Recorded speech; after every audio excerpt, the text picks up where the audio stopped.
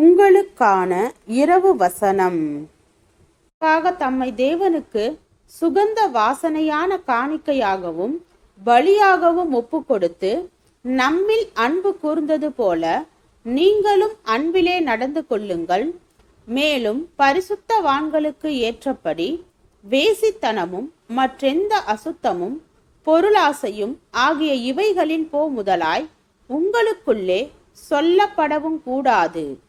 அப்படியே வம்பும் புத்தியீனமான பேச்சும் பரியாசமும் தகாதவைகள் ஸ்தோத்திரம் செய்தலே ஆகும்.